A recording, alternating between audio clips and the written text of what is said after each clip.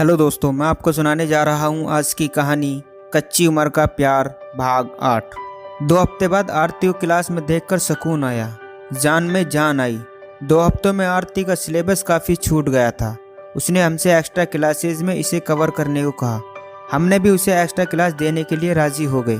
जनवरी first week से extra class शुरू हुई रविवार के दिन। उस दिन आरती अपनी सहेली स्वाति के साथ आई। लगभग 1 घंटे के बाद जब वह जाने का समय हुआ तो स्वाति ने मुस्कुराते हुए कहा, सर एक बात पूछे? मैं हाँ पूछो। स्वाति, आप किसी को पसंद करते हैं? मैंने आरती को देखा, वो सर झुकाकर मुस्कुरा रही थी। हमें समझते देर न लगी कि स्वाति को हम दोनों की लव स्टोरी पता है। फिर मैंने कुछ सोचकर बोला, मेरा छोड़ो, तुम्हें बताओ, लगता है तुम्हें कोई पसंद आ गया है। स्वाति, मेरा तो पता नहीं, पर आरती को ज़रूर कोई पसंद आ गया है। फिर मुझे लगा कि स्वाति को सब कुछ नहीं पता, उसे डाउट है। मैं, ओ आरती, बताओ कौन पसंद आया तुम्हें? स्वाति, वो नहीं बताएगी सर, मैं बता दूंगी। उसका क्रश पहले, आप बताइए आपको कोई पसंद है? मैं, पसंद तो है लेकिन समय आने पर बताएंगे। स्वाति, अच्छा इतना तो बता दीजिए कि वो आपके कॉलेज की है, गर्ल्स पॉली की या बाहर की? फिर कभी बताएंगे स्वाति। स्वाति, नहीं सर प्लीज़ आप बताइए ना। मैं, girls polytechnic. Swati, first year, second year या थर्ड ईयर? मैं, हंसते पूरी इंक्वायरी कर लो आज ही। स्वाति मुस्कुराते, सर ऐसे ही हंसते रहा करिए, किसी को आपकी हंसी बहुत पसंद है। मैं, स्वाति बताइए ना सर कौन सा ईयर? मैं, फर्स्ट ईयर, इलेक्ट्रॉनिक ब्रांच है, तुम्हारी बेस्ट फ्रेंड और तुम्हारे बगल में बैठी है इस समय। स्वाति, वाह सर आप भी पसंद करते हैं इसको, ये तो बहुत चाहती है आपको। पता है सर, मैंने इसकी डायरी पर आपका नाम देखा, मुझे शक हुआ, मैंने पूछा, ये बता ही नहीं रही थी, बहुत परेशान किया, तब बताई कि अमित सर मेरे क्रश हैं। मैंने पूछा वो भी तुम्हें चाहते हैं? तो बोली उन्हीं से पूछ लेना, मैं सोच रही थी कि आपसे ज़रूर पूछूंगी। चलो अच्छा हुआ जान गई ना। अब ये बात किसी को नहीं बताना, कम से कम कोचिंग में तो किसी को नहीं। स्वाति, नहीं बताऊंगी सर, मेरा ट्रीट कब मिलेगी? मैं, ठीक है ट्रीट की प्लानिंग करते हैं। इस तरह से उस दिन की क्लास का दी एंड हुआ। स्वाति ने मुझसे बोल दिया कि किसी को नहीं बताऊंगा, लेकिन अब ये बात तेज़ी से फैलने लगी कि अमित सर और आरती का चक्कर चल रहा है। मैंने स्वाति से पूछा तो बोली, सर किसी को नहीं बताई हूँ, बस एक फ्रेंड है स्मृति, उसी को बताई है। मुझे अब समझ आ गया था कैसे ये सब बात एक दूसरे से तेज़ी से फैलती है। अब मेरे दोस्त भी मेरे मज़े लेने लगे थे, स्टूडेंट भी यह बात फैल गई थी, लेकिन किसी ने मुझसे पूछने की हिम्मत नहीं थी। लेकिन एक दिन मेरा पसंदीदा छात्र शिखर घर पर आया। वो अक्सर मेरे यहाँ आता रहता था और छात्रों की फीडबैक से मुझे अवगत कराता था। और इन दिनों बातों बातों में ही उसने कहा, सर कुछ बात करनी है आपसे। मैं, हाँ बोलो क्या बात है? शिखर, सर पता है आपको आजकल आपके और आरती के चर्चे पूरे कॉलेज में हैं। मैं, क्या? शिखर, हाँ सर सही कह रहे हैं। मैं, कौन क्या कहता है? शिखर, सब कहते हैं, सबको पता है कि आप दोनों के अफेयर के बारे में। एक दिन अभय ने आप दोनों के बिना रेस्तरां से बाहर निकलते हुए देखा था, वही पूरे कॉलेज में फैला है ये बात। और सर थोड़ा अलर्ट रहिए, अभय ने आरती के भैया जोंटी को भी यह बता दिया है।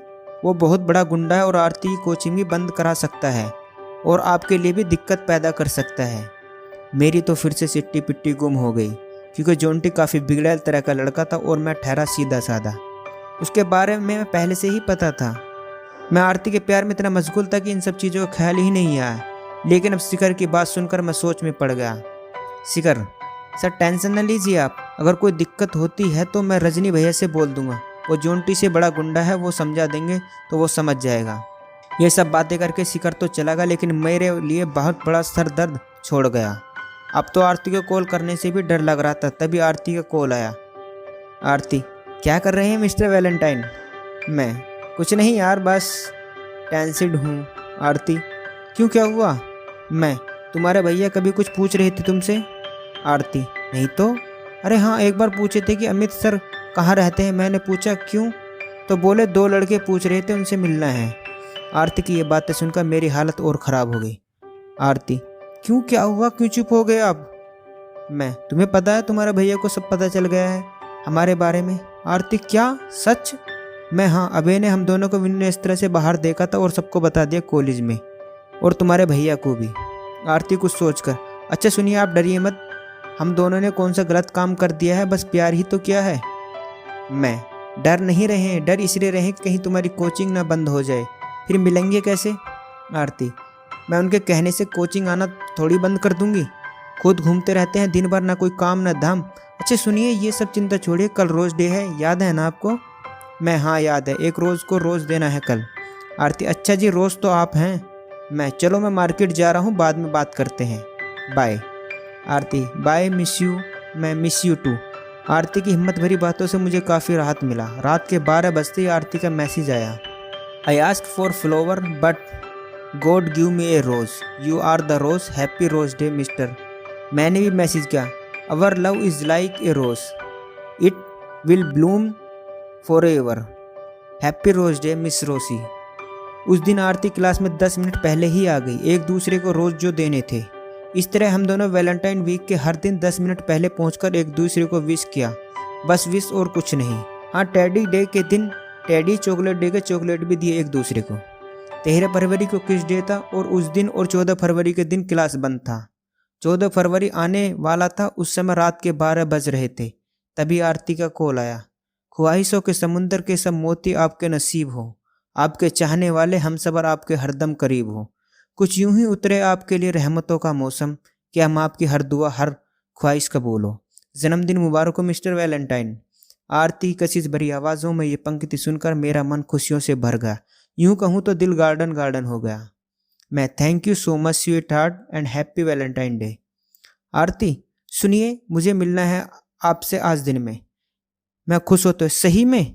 कहाँ मिलोगी? आरती, कोचिंग में। मैं, लेकिन कोचिंग तो बंद है ना? आरती, एकदम बुद्धू हो आप, बंद है तो सही है ना, कोई ना आएगा, सिर्फ मैं और आप। आरती की इतनी हिम्मत देखकर मैं थोड़ा सरप्राइज था, लेकिन मैंने कोचिंग में मिलने के लिए हामी भर दी। दोपहर के 12:30 बजे मिलने का प्लान था।